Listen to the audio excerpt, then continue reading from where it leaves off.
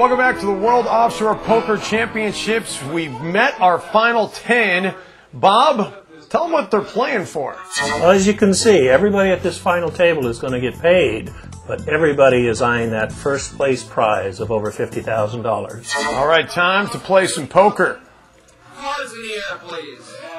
And Bob, while we await the initial deal, we should remind the viewers at home that this is a no-limit Texas Hold'em tournament. Basic tournament rules apply. No real variations in this tournament. No, there's not. In fact, they can put all their chips in at any time. James has got the short stack. He's going to have to act first or be blinded off on the very next hand. Let's see what he does. Let's see what he has. Oh, he's found an ace. He's going to have to act now. Yeah, unsuited ace-deuce, and you know what? He's going to go all in. And you liked that move. I like it. He had to make a move. He's got an ace. It may not be the best one, but it's his best shot to stay in this tournament. And boy, they are dropping like flies around him. Will there be any challengers to stay with James on this opening hand? $40,000 in the pot, and James is loving it because it's going right to him without a single challenger. Smart play from the onset. So a great start for James as a good time aboard the ship gets even better.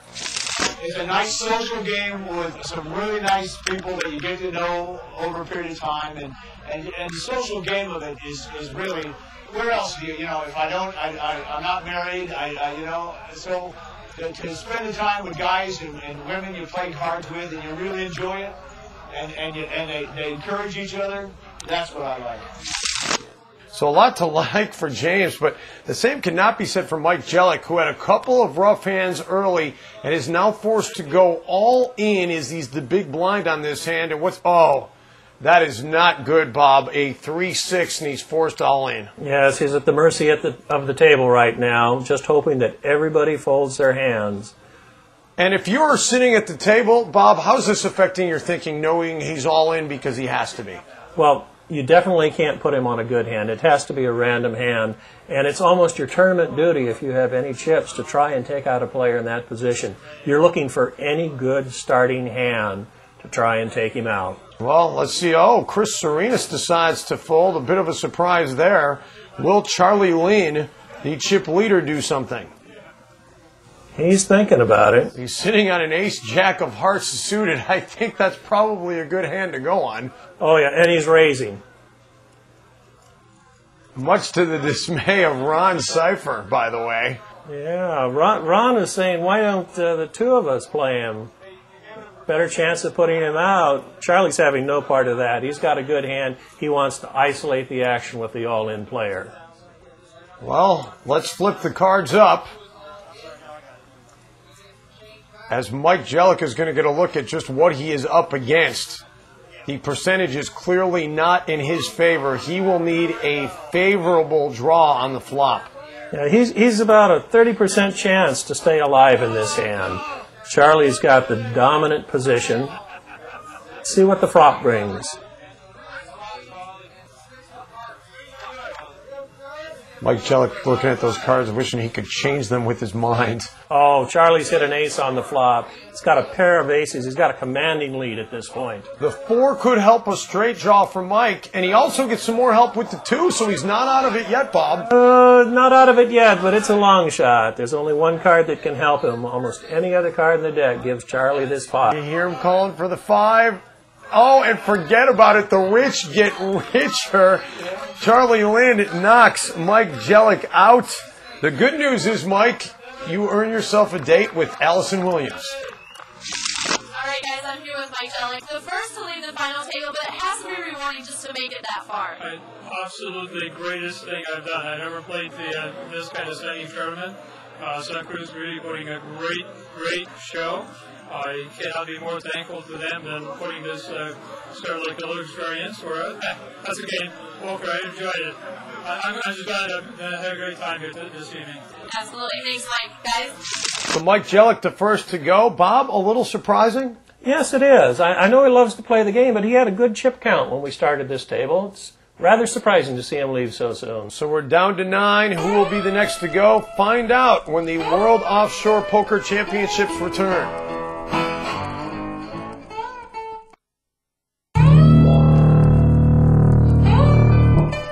And welcome back to the World Offshore Poker Championships. One player gone, so a good time to update our chip counts. And look at the movement by Debbie Landy.